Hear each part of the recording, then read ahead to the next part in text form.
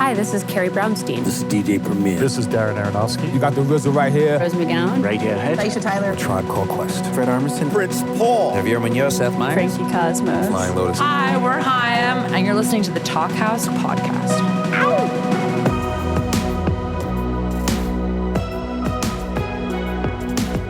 Hello and welcome to the Talkhouse Podcast. I'm Josh Modell.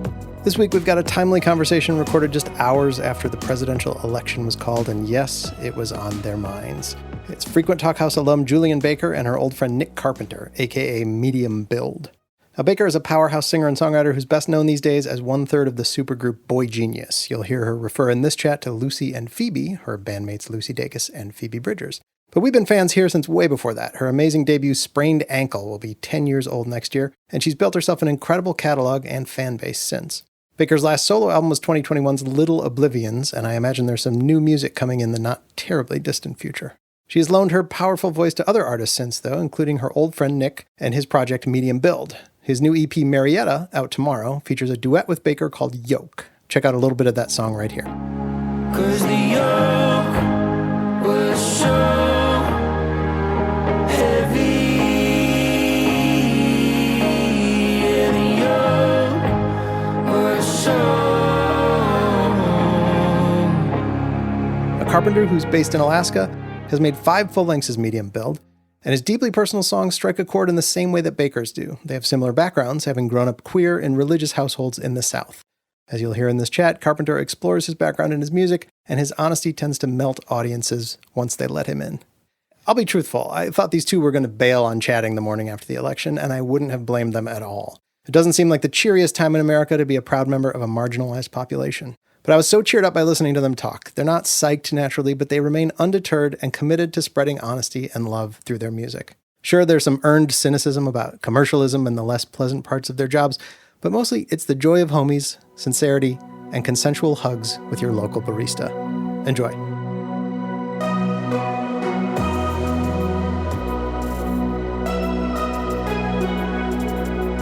Hey, JB. Hey, what's up? I popped in at the right time of the conversation. I got on and Nick is just, I'm a nihilist, I guess. I'm a little bit like that too if we're talking about the headline of what I assume today is for everybody, but I feel that, Nick. Yeah. The always running at a deficit makes you able to be like, well, life has gone. Lucy said this thing to me this morning, and they were like, a lot of life happened between 2016 and 2020 that wasn't entirely bad. And I was like, yeah, okay, daily life goes on, and we represent something more tangible to each other than the massive behemoth of politics represents to the people. But still. Anyway, hi. I don't know. Do we want to start here? I think we have to. Okay, cool. I woke up this morning and I literally was like, I'm so glad I get to talk to Nick today.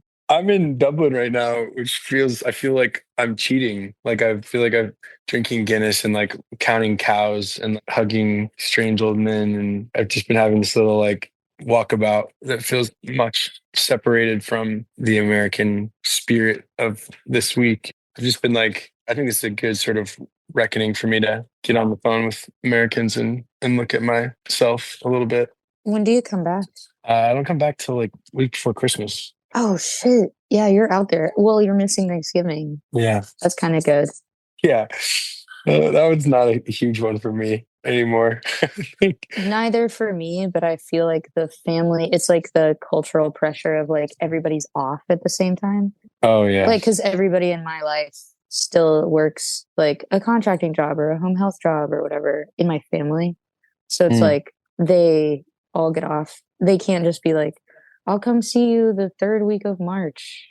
Does Tom expect you to go home? No, I just talked to Tom on the phone. It's so crazy you remember Tom. When did y'all meet? Was he on tour with us? I feel like we met in the parking lot of Smith 7. Yes. And maybe a parking lot in Murfreesboro. He's a sweet dude. Yeah. Also, Tom is my dad. We're talking about him like he's some dude that also is in band. Daddy Baker. Daddy Baker. What was the somebody he pulled off his shirt. He gave a OG. He gave, oh my God. Yes. He literally gave the shirt off his back to this like freaking out 13-year-old kid. There was like a family to see me at like some festival in Georgia. I was Yes. opening for Jeff Tweedy. And Yes. somebody was like, oh my God, where'd you get that shirt? Like, I didn't have merch for sale because I was just by myself. I didn't have somebody to sell merch for me at this random festival. And my dad just was walking around shirtless. And I was like, yo, what's going on? Like, this guy is white trashed out. Like, shirt came off. He's going like Austin 316 on this festival crowd. And then he was like, well, there's some kid that wanted a shirt. So it just gave him mine. Dude, imagine getting the sweaty shirt of Tom just on your back as like a 13-year-old Dude, kid. and then like her parents are there, like two also fully grown adults. Are just like, this man just popped his top. My dad, I was radicalized by my dad first. Yeah. My dad was like, no material possession. I also think about like, not to drag the whole thing back into the hellscape of American politics, but like, Take it there. I feel like seeing our dads survive all the things that they thought they could never survive is like, I assume that your dad has seen horrors in his lifetime. Mm-hmm. And yet he's like taking his shirt off and giving it to a teenager in the parking lot in Atlanta. Like, And yet you say, and yet, like those things aren't like intrinsically related. I'm like, there's something true. But no, I get it. Like he fosters, I don't know, man. It's funny with my parents too. Like, do we walk into the minefield of like personal relationships with our family or the minefield of like broad American politics? One is wide, the other is narrow, and they're no less dangerous. But yeah, and they all kind of point to like what you and I write about. So it's, I mean, it can't not be poked at a little bit. There's an old punk guy or hardcore guy in my life that I remember the first time Trump got elected, and we were young. And I was, oh my God, I was up on Twitter saying some of the most inane shit of all time. Like being like, the Syrian ban is unchristian. Like being like, I was like, trying to be like radical Jesus anarcho communalism. It was so, yeah. And I just think about myself and like the like rage and helplessness and just the spinning out that I felt then. And I was like striking out at everything. I was also, oh my God, I was releasing a record. I had released a record in October and I was like, how am I supposed to tell people like, listen to this dumb music I made? Like there's genocides plural going on. Like, I don't fucking know. But I remember this old hardcore guy that I'm friends with was like, yo, I was alive when Ronald Reagan was president. And we all thought that dude was the Antichrist. Like he was a celebrity, conservative, trying to bring values and like this weird economy driven prosperity gospel vibe back to the like. Yeah, all the shit my dad was just like, yep.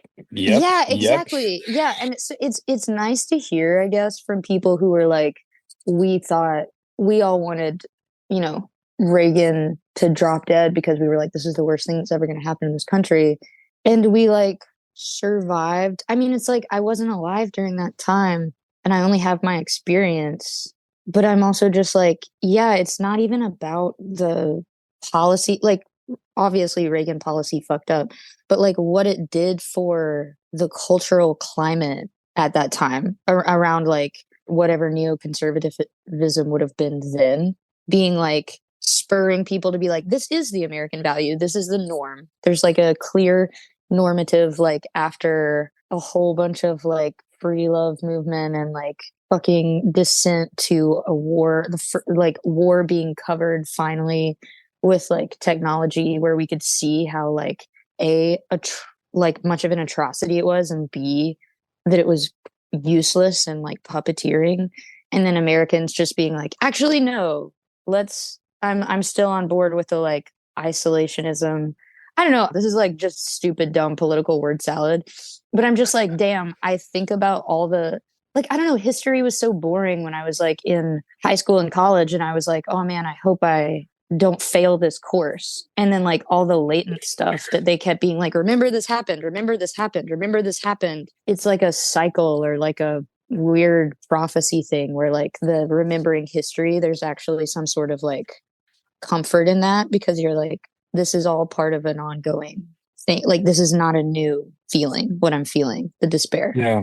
I think we are a superorganism, people. I think, like there's, as thoughts enter into the zeitgeist, like they show up on the other side of the planet. Like we are constantly learning. We're also just constantly being cruel and forgetting everything. And I think cruelty is somehow just baked into this program we're on. And so like days like today that feel like particularly cruel and violent when you feel like maybe the majority of the nation doesn't care about women or queer people or immigrants or whatever, like can bring on this huge despair. And for me, like just a desire to numb, right? Like an apathy that to avoid feeling. But like it's just one of the most ancient things we have is despair. And then out of that is the most truest ancient thing we have, which is like hope.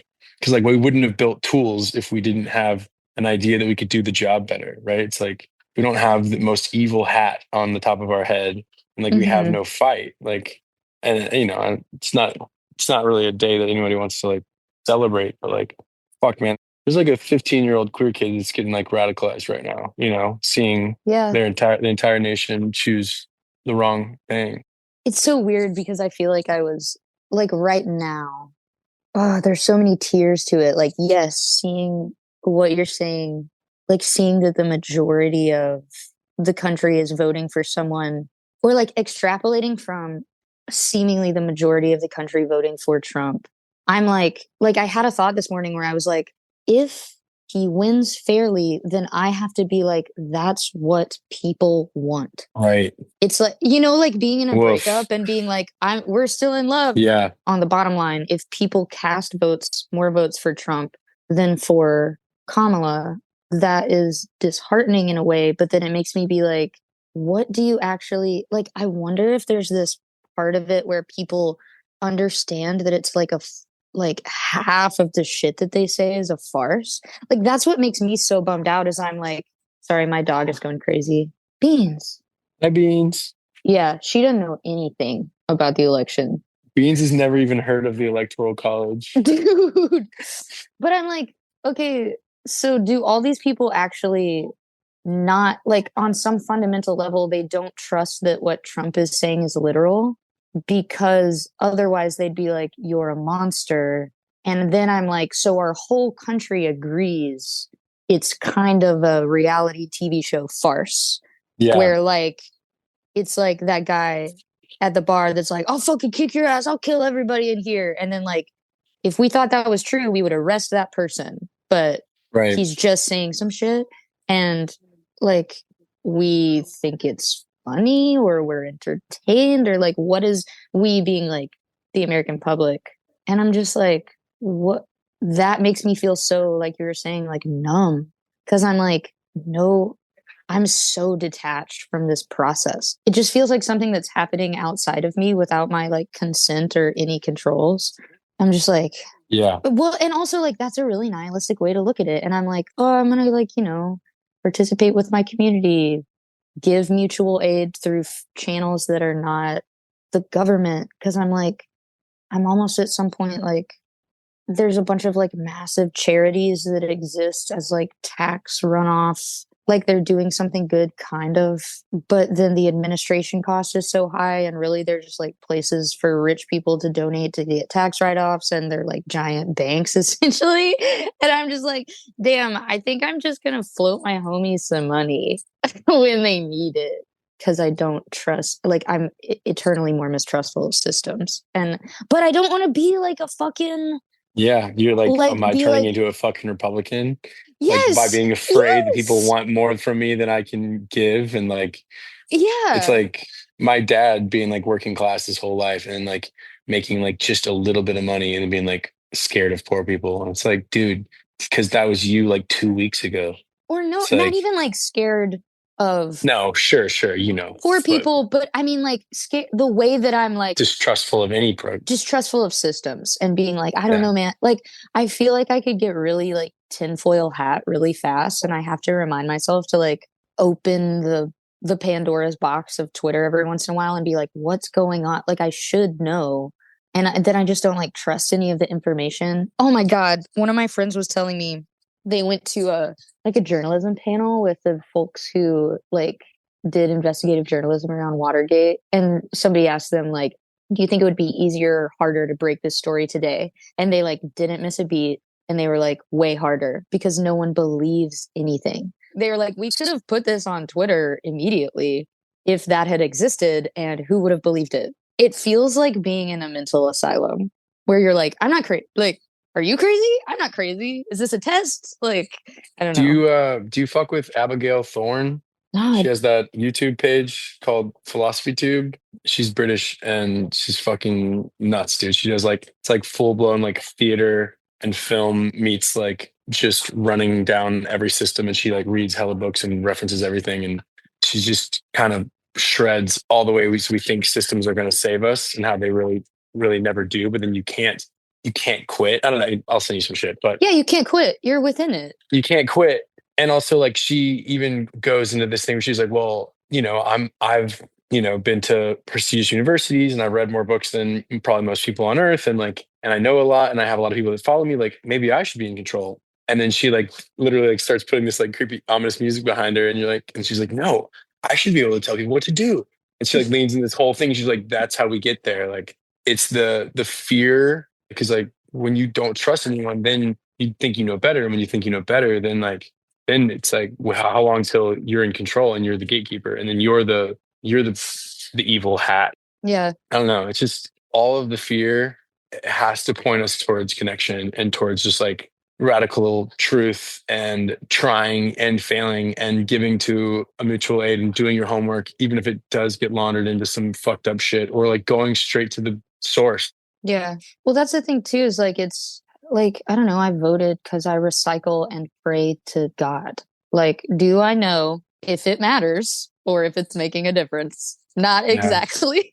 Like, I don't know, but I be praying and sorting my recycling, because the practice of reminding myself when I'm like, I don't want to fucking separate the glass. And then I'm like, just take 5 seconds to do it, because you don't want to relegate the world to just chaos. I can skirt this into a music question, so it's not entirely unhinged, but like there's something risky about means justifying ends for an individual and like prizing the individual. Like I feel like we work in fields of expression and we also perform as ourselves. Like you have a pseudonym, which I'm kind of jealous of, and I wish I had thought to do something like that, but still it's like, it's you, it's Nick, you're the guy you're on stage. Yeah.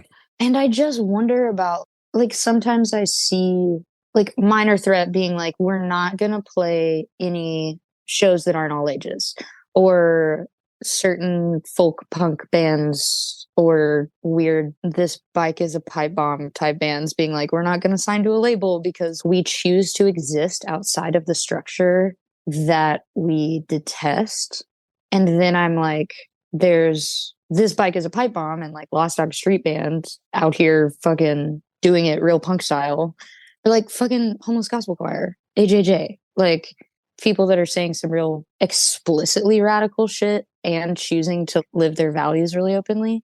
And then there's like fucking Green Day. When I saw Green Day for the first time on the VH1 Top 20 Countdown on Sunday morning, I was like, oh, damn, I can disagree with war if I want to. You know what I mean? I started talking about this because I was talking about like the idea of the worship of individual liberty, I think is overrated. I think people just being allowed to like have freedom. Okay, this is going to get fucking extrapolated. I know some motherfucker is going to be like, Julien Baker hates freedom. The idea of preserving the individual's right to just do whatever the fuck they want because that's how it should be. I'm like, no, make sacrifices for each other. Like, it's so stupid. Like, we have laws that are like, don't kill people, don't steal. Like, it's just basic ass shit. Like, compassion. Also, mutual aid is like a part of what makes tree systems work. Mushrooms, salmon, like animals that are way more ancient than fucking us have learned to work as a unit. And we're out here being like, no, you should let me grow pot in my, well, you should let people grow pot in their front yard and also have as many assault rifles as I want, like libertarian, just like crazy shit. I'm like, dude.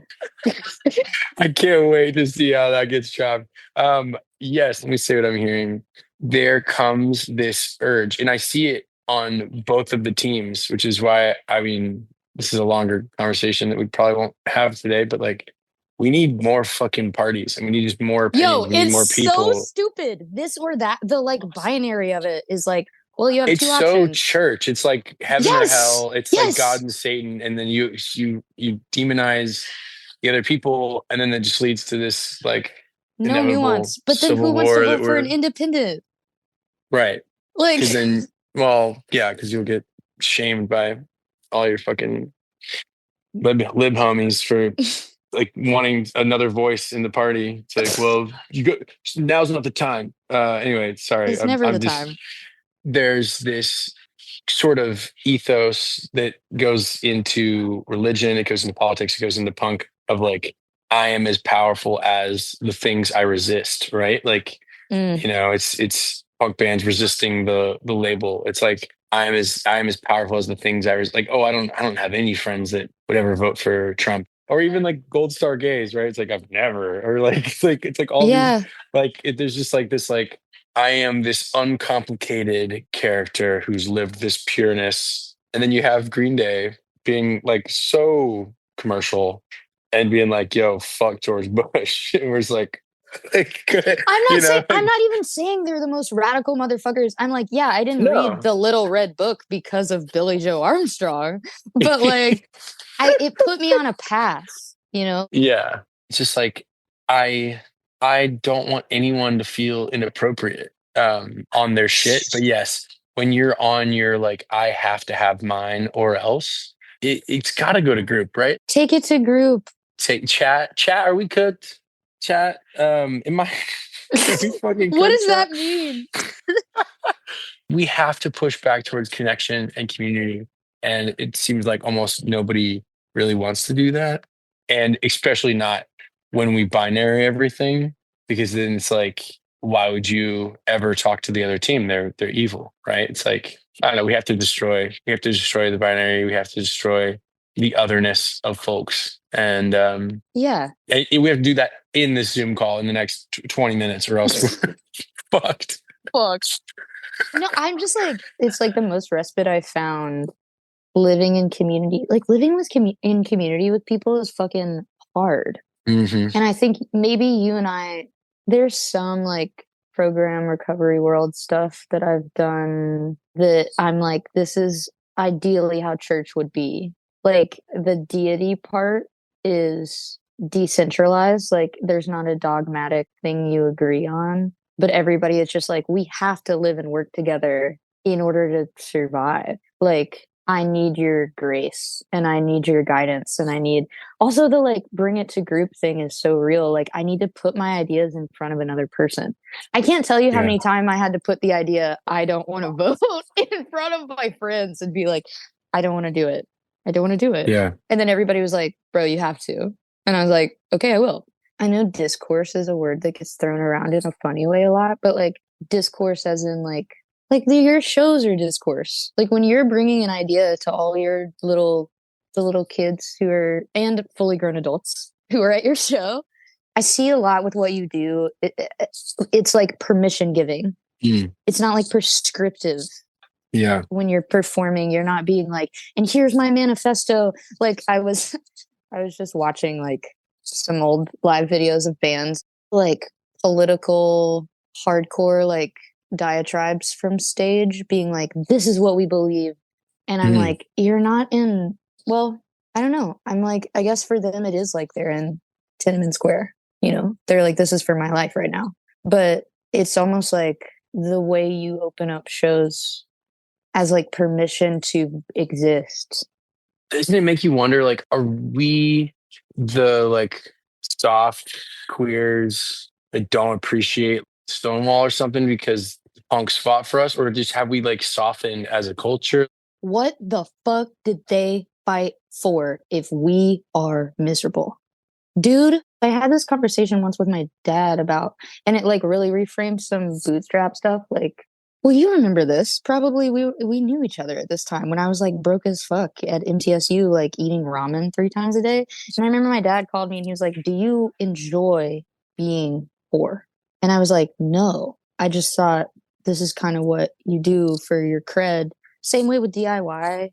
I have a couple of older, like very much older queer friends now because I think maybe we fall into these misconceptions about like what the topography or like the expansiveness of queerness is because we're only talking to people with our experience, like Yeah.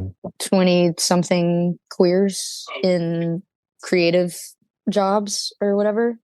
And then I just like talked to my fucking homie Monica. She's 75 years old. She grew up in Kentucky.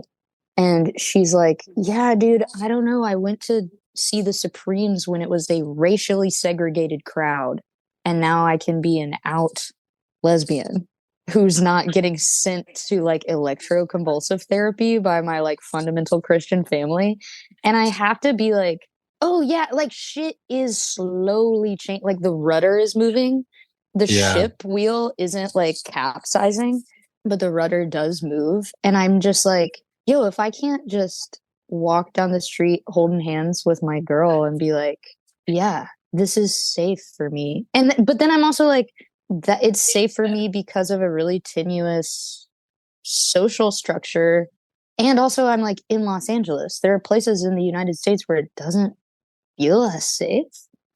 But still there used to be like enforced laws about how many items of men's clothing you could wear as a woman in like a lesbian bar. When I start to get really disillusioned about fucking like Pride sponsored by Target, I'm like, you know what? Fucking at least Tito's vodka sponsoring Pride and fucking Target. I'm like, yeah, there used to be all this money behind hatred. And at least now it's like, if we're nothing but capital, like that's the darkest shit to ever say. But I'm like, we're human enough to be considered viable consumers and therefore protected. Well, and then days like today happen and you're like, oh. And you're like, oh, wait. Yeah, exactly. Like I thought we had made being bigoted not cool. Yeah. But then 50 million people disagree with that. Yeah, and everybody gets to be like privately bigoted. I felt such relief when Biden got elected, and then that administration gave like more money to militarizing the police than the Trump administration did. And so I was just like, okay, so like I take basically nothing at anyone's word until I see it going before Congress or being like written into legislation and voted on. And that's where we have to be intersectional, right? It's like, like we vote because fucking like James Baldwin voted. And so it's like, okay, well, if he voted, then I should vote. But I can also be like, I hate everything about the system. I hate both candidates. I don't think either of them care about the things I care about. Obviously, one being way more fuck. And I think it goes back to the music thing too, because it's like, if you want to be punk and you want to fucking have your manifesto and you want to read like what the fuck you care about on mic every night at the show, you can do that. But you also have to go out and look people in the eyes, right? Mm-hmm. And you have to have friends, and you have to like reach behind you and pull up the young ones that are coming behind you, and you have to have olds that you go and talk with and ask them how it was. Like you can't just be a hot iron, right? You have to be part of a tool set. Like we have to be a part of something. And sometimes violence, hot iron is required, sometimes you have to be the person that's like, I'm burning this whole thing down. Sometimes you're the sage, you're the Gandalf, and you're just like, let's not go violent. Let's go silent. Let's go internal. Let's see what we can change.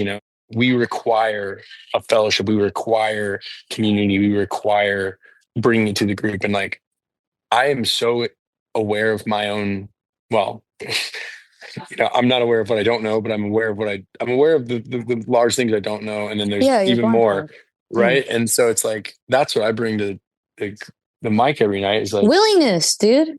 Yeah. It's like, hey, like I'm working through my stuff. A lot of the stuff's about me working through my relationship with my dad, working through relationship with men, working through relationships with brother and exes and like working through my own internal mental health. Like maybe this will land, right? And like 3 days ago, I had some fucking 70-year-old dude come to me in Innistimon, County Clare, fucking West Ireland. And he was like, you talk about your dad. I'm here with my son.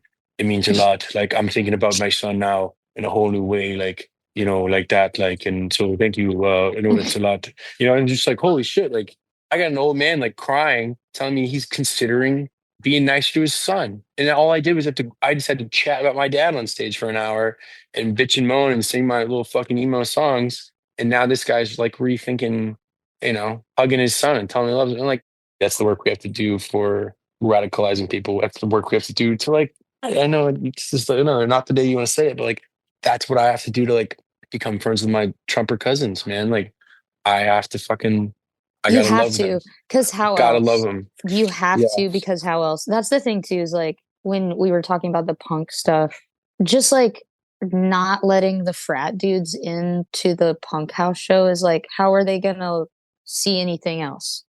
Yo, Like, that's what Brian Vernon said that to me when I was like 16 years old. I was like, why are these bros here? And dude from Wicker was like, where are they gonna go? yeah. Don't you want them here and not at a kegger?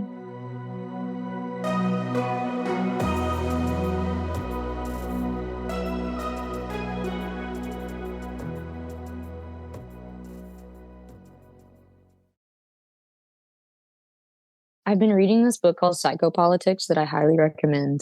But like just the idea of like everything being so global that we have this like skewed idea of like how big and how many data points the world are. And then we forget the like real sacredness and power. Like it's hard to make a ripple in fucking Palestine from where I'm sitting in the United States. And like I am aware and consider and know what's going on and can give to organizations and can say like end US military aid to Israel now. And I cannot control the political behemoth that is granting those fighter jets and shit.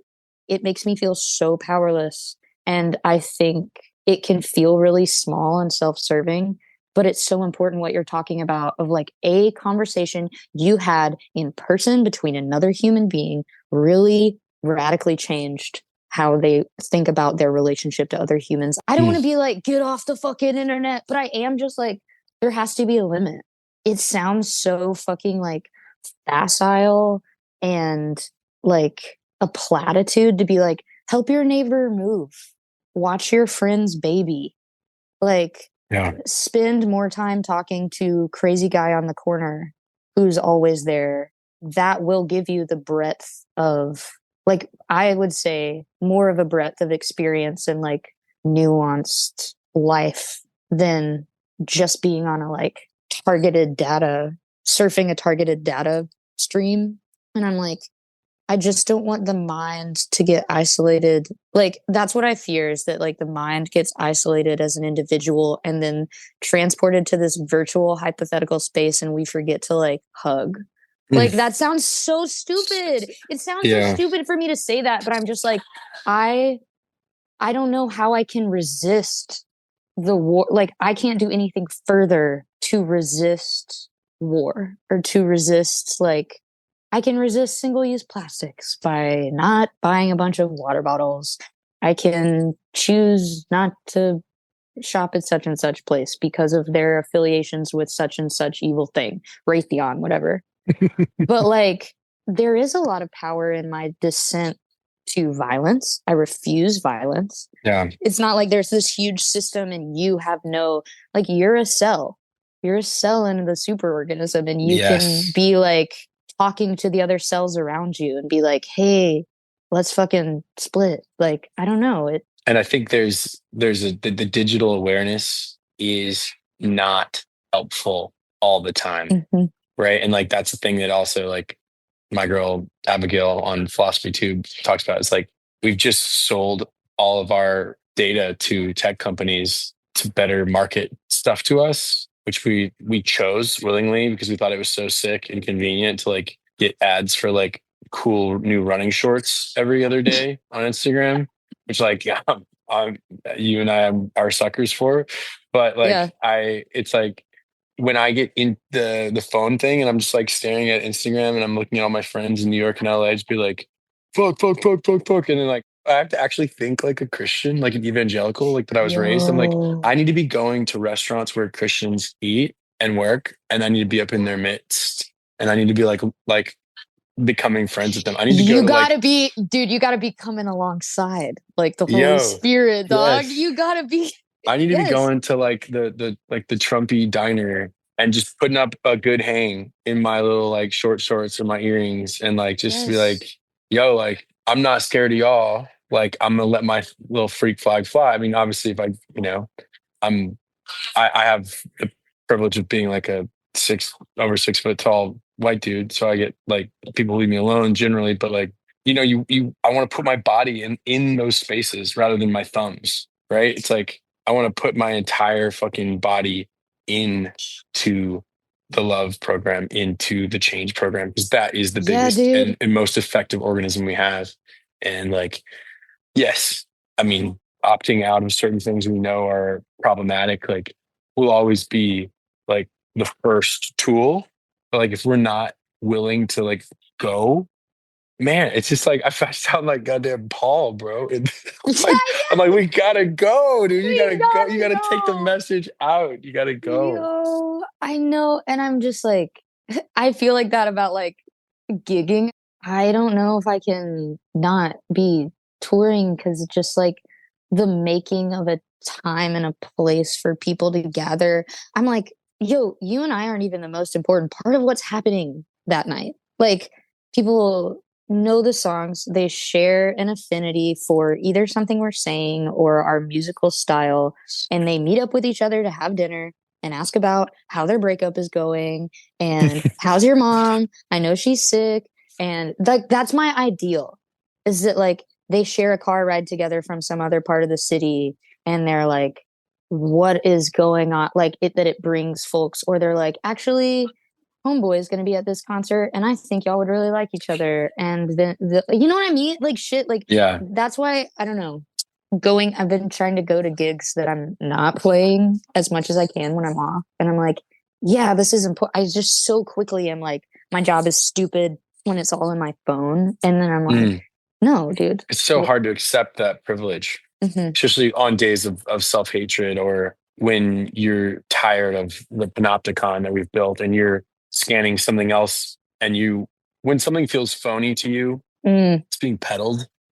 Like whenever you're peddled something that feels super phony, and then you realize that you're also a peddler, and you go, I must be phony. Peddling must be the connection between phoniness. You're like, fuck, I'm selling tickets, I'm selling t-shirts, I'm selling X.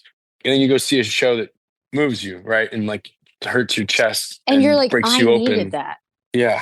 Yeah. And then you realize we're just fucking jugglers, man. And it's like, we get to do that. And it's a gift. And I'm actually bro, the fucking jester. I'd rather be the jester too than like the fucking knight out there, like colonizing and conquesting. Like, I'm here to tell you tales in a clever enough way that I can make fun of the king and queen without getting my head chopped off. Yes. And maybe I can get something to eat and I can make a bunch of fucking poor peasants laugh. And if that is all I fucking do, then fine. You are describing the week I have had, dude. I'm in that right now, just in the middle of nowhere, fucking Ireland. I just got to Dublin. I like asked my agent, I was like, please, can I have a week by myself before the tour starts to go play small towns where people don't go? And they were like, yeah. And one of my friends was like, why are you doing that? I was like, to go see where the people are. Yeah, dog. Yeah. You're Henry IV or whatever. You're not Richard.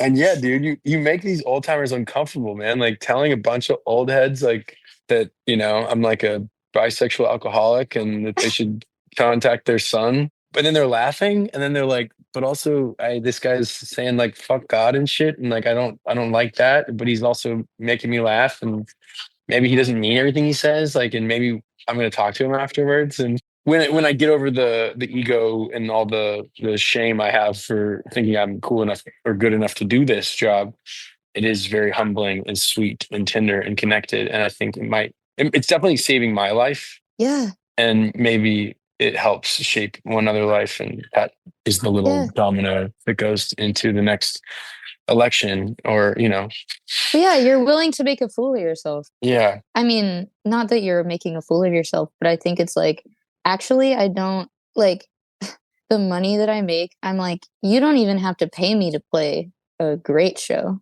Yeah. The thing that is costly is the humiliation of like, I want to say something true so that other people think that they can say what is true that they feel. They don't even have to be agreeing with me about what is true, but being willing to like prostrate yourself in humility. I'm like, that's the job. The job isn't getting universal praise and accolades. The job is being like, honestly, and I'm like, part of the job is like, yeah, I said some dumb shit when I was 20 because I was trying to make sense of the universe, and I have to be accountable to that younger self so that, like, I don't know. I admire that about you. I think I read the little thing that I had written up for you so long ago, and I called you a wise fool, and I felt like that was kind of, maybe you took it as kind of a diss, but I was talking about the gesture thing. I was talking about the gesture thing. I was like, dude, you are not so afraid to be wrong that you just don't speak, judge, and don't speak. You're just like, what about this solution? Okay, that was a dumb idea. What about this solution? What about this solution? And I'm just like, yeah, you're open. It's the openness. Yeah. And the willingness, dude. My biggest fear is non-connection, right? Like, I grew up in a house where when if my parents were fighting and they weren't talking, if they were going to really work on it, then there was a long conversation. Maybe that conversation got heated, or maybe it was whatever, a fight or whatever. But like, to me, silence is the biggest fear, right? When you were singing that In My Room tune, I was understanding you deeper or something. It just felt lonely. I've seen you perform as Medium Build with a band and everything, but it was just like you performing alone, singing that tune. And I was like, oh, this is a person who craves connection and feels othered. It's really beautiful. So many people feel that. Yeah, dude. Like, that song is hands down the most like group interactive tune I have at shows. Really? Yeah. People just singing every lyric. Dude, the line when you're like, when you're like in my room, like alone, outside of the external factors, I have the permission to be, I can decide what kind of man and what kind of person I want to be when I'm fully alone. I'm sacred. I'm safe. I'm free. I get to dream of who I want to be. Yeah. I think about that so much. You weren't an only child, but I have this all the time where I need to like go. I prize my solitude a lot because it like puts me back into like being outside of other people's perception. And I feel like my mistake a lot in my life has been like eschewing connection. Like I'm like Goethe going up into my tower and like thinking really hard and not talking to anybody. I don't even know why I brought that up. It was a beautiful moment. And I was just thinking about you being like a little kid. I was just thinking about you as a child. And I felt so tender because we were children when we met. Yeah. It wasn't that long ago. And my code switch was always connection, even if it's not great connection, even if it's cheap, or if it, when I was 12 years old, I was like, oh, I can pretend I'm one thing and get invited to the sleepover. I can like be the goodest boy at church and get invited to like be on the church retreat. So I'll never be alone. And then in college, it was like, oh, I can party and I can like give my body away to people, like, and I'll never be alone. Like, I'll party, like, have everyone over. That's why selfish is such a huge thing for me, because like I feel like I had to overcome the crutch, right? I found myself in solitude as a kid who was alone a lot as a young person, and then healed that wound with connection. Yeah, even though albeit impaired. And like sort of fractured connection, I had as like a 25-year-old was like, oh man, I really did myself a disservice because I don't know who I am anymore without people around, and then it's like dismantling that. So who am I if I'm sober? Who am I if I don't go to the party? Who am I if I don't make a joke about myself? Who am I if I'm not charming? Remove all things, and am I still here? But people are lonely, and we're creating a lonely world right now with our little digital society, without hugs and without physical connection and without I know I just sound like such a fucking green party, but I'm just like, No, yo, I say that I always am sounding like that. And I'm like, you know what is a threat to me is people having like this fatigue of a cliche or something that they feel like is sincere because it doesn't feel possible or it doesn't feel realistic, and people not wanting to say, like, I don't know, man, like you probably feel this. I don't want to push this on you, but I'm like, from my childhood, it's hard to say, like, I need and want to be held. I need and want to cry right now and not have to alchemize it into anger and like smash something so that, because I mean, there's nothing more toxic masculinity than a fucking tiny dyke who's like, I have to prove 1.5 times how macho I am because I'm 5 feet tall. Like, there's nothing more. I gotta punch some shit. Yeah, really. I gotta quickly. punch some shit. I gotta fight. I gotta like. I have to turn this into something else. There's like, and it's hard to say things that are really.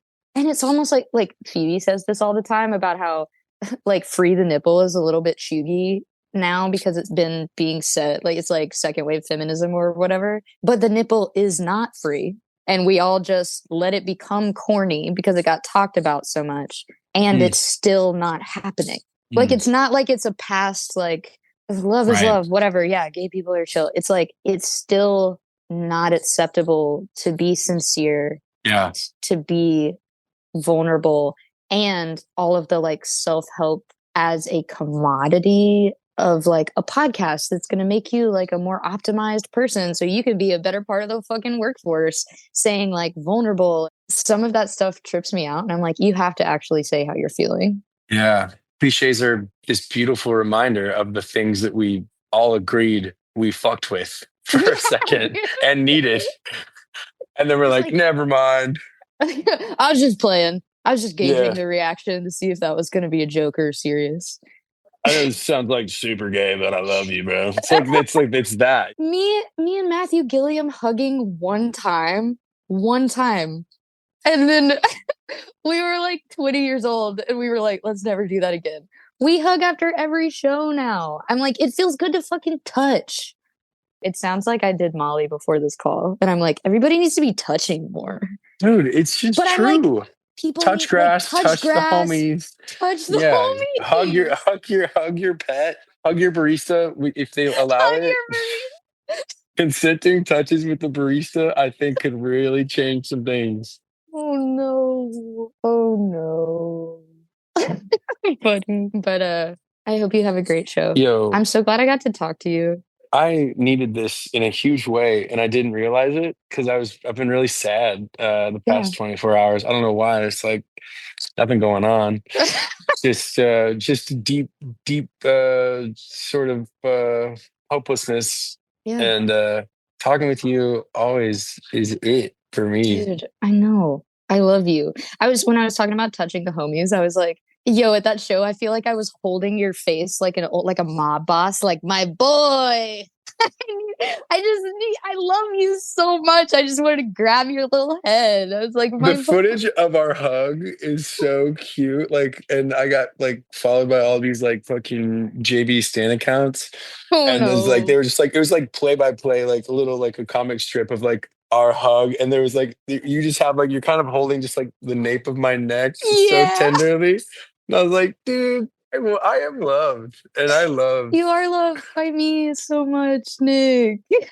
I love how much we've talked about music and our new song. Oh, yeah. And God. And we've dismantled everything. Oh, Did we break the game? Did we fuck it up? No, we didn't break the game. Okay, cool. This is give the people what they want. Yeah. Mindless blather. Thanks for listening to the Talkhouse Podcast, and thanks to Julien Baker and Nick Carpenter for chatting. If you liked what you heard, please follow Talkhouse on your favorite podcasting platform and check out all the great stuff at talkhouse.com. This episode was produced by Myron Kaplan, and the Talkhouse theme is composed and performed by The Range. See you next time.